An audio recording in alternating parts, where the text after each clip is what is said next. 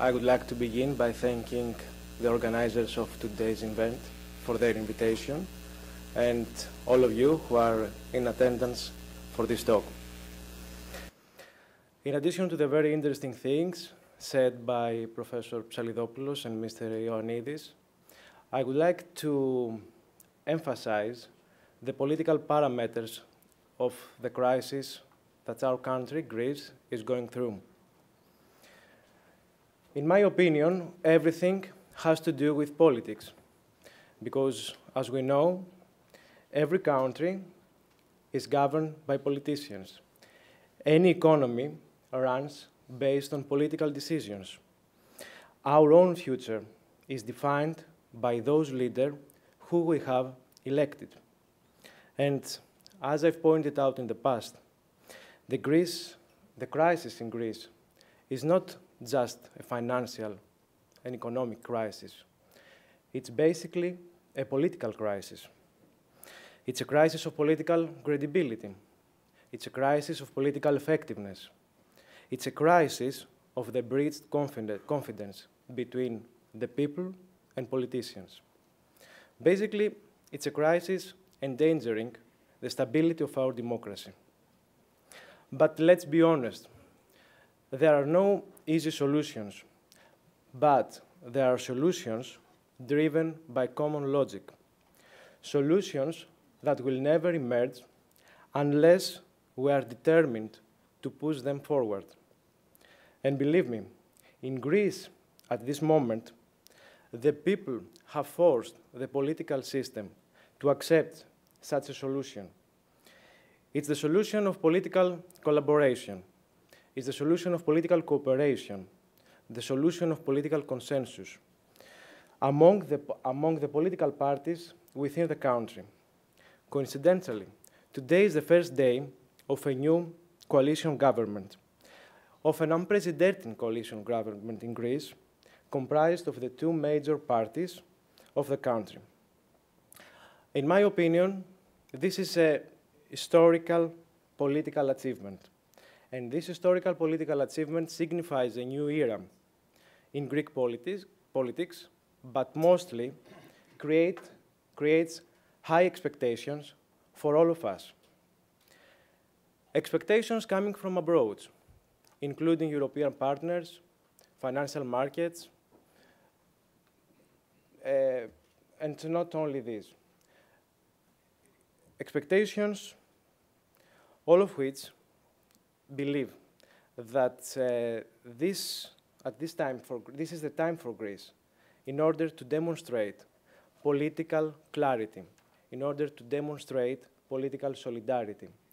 But mostly, it creates even higher expectations for the majority of Greek people who are looking forward to a new era within which the sterile political classes, the ideological prejudice, and the partisan tactics no longer have a role.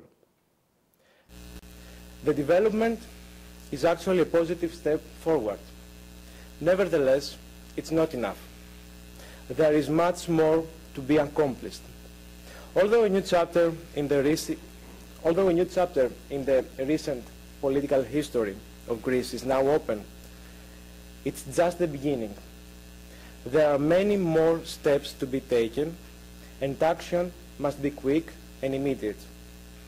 The reason is obvious, because the country is currently under a new national threat, facing the danger of a new national catastrophe as a result of its potential uncontrolled default, departure from the Eurozone, and isolation in the European and international states for many years ahead.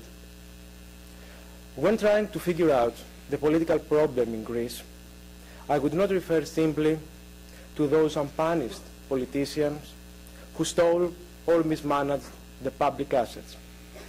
In my opinion, the political problem in Greece is deeper and even more complicated.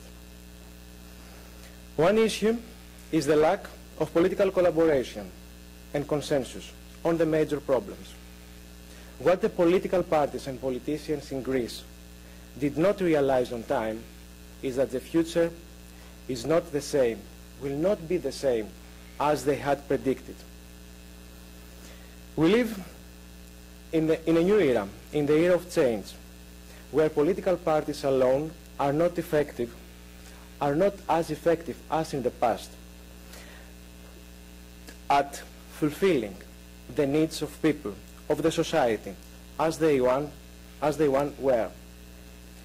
In such an era of rapid economic, political, social evolution, the new challenges are not the same as in the past. If in the past the ways to resolve problems were prompted by right or left ideologies, by the ideologies of socialism or neoliberalism, nowadays resolving complicated problems required complicated solutions. It is essential that we have politicians with open mind instead of dogmatic views, determined to sacrifice their own personal or partisan interest in favor of the national interest. There is a transition that unfortunately has not happened in Greece over the last decades. A second fundamental issue associated with the political crisis in Greece is the nepotism within which the Greek political life is trapped. As a result, many young, capable, professional individuals are discouraged from becoming involved in politics, with politics. Excuse me. They realize that the Greek political system is like a private club, accessible only to those who come from families with prior political involvement. It's not by chance that Greece has been governed for the last 3 decades by leaders who come from 2 or 3 political families, and at the same time, some others believe that becoming involving in politics is a vehicle to gaining wealth. If the political parties in Greece are not ready or possibly willing to modernize and to open their doors to socially competent individuals rather than partisan elites, the political system in the country will plummet. Ladies and gentlemen, let's take a look at a broader picture. This crisis is occurring not only in Greece, not only in the national level, but also in a European and international level as well. The current financial turmoil sparks even larger social reactions with unpredictable outcomes. Examples of these social reactions have already developed not only in Greece, but in many European countries, and even here in the United States with the movement of Occupy Wall Street.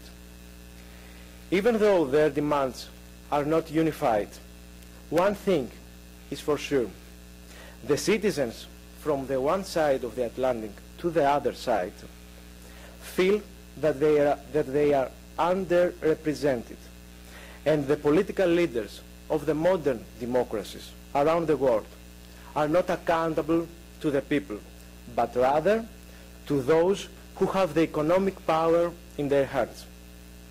What we have to do now?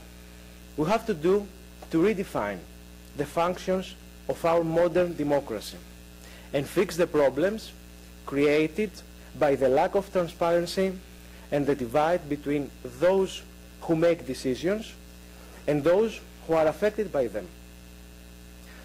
Ladies and gentlemen, in one of his speeches, American President John F. Kennedy had stated that the future is not a gift, it's an achievement. And I would say that to achieve the future is not possible simply by waiting or hoping for it. It is necessary to do something more. And this something more for Greece cannot be achieved by those who contemplate the past. We should understand that becoming the agents of change in our country is not just an obligation, but a responsibility that we must endure. It is necessary as the youth of Greece, both within the country and abroad, that we take action as a unified group with new ideas and belief to give Greece the know-how and prospects to make a new beginning. And as the governor, Mr. Dukakis, said before, unless we become involved in politics, the change will never come. We are capable of sending a message around the world that although Greece financially defaulted, it is not politically declined and nationally humbled country.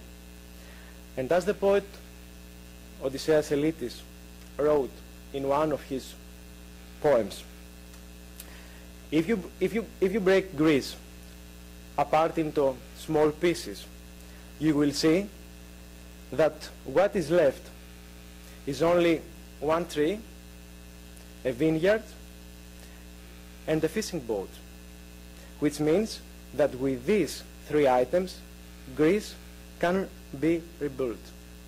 So, I would like to send you a message that it is our duty to help Greece,